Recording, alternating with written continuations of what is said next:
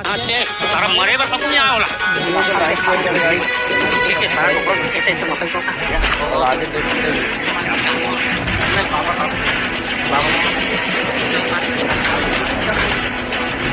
risk और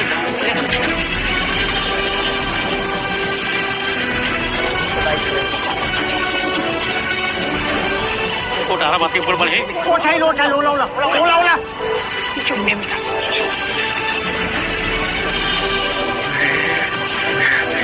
चौका जल्दी चौका जल्दी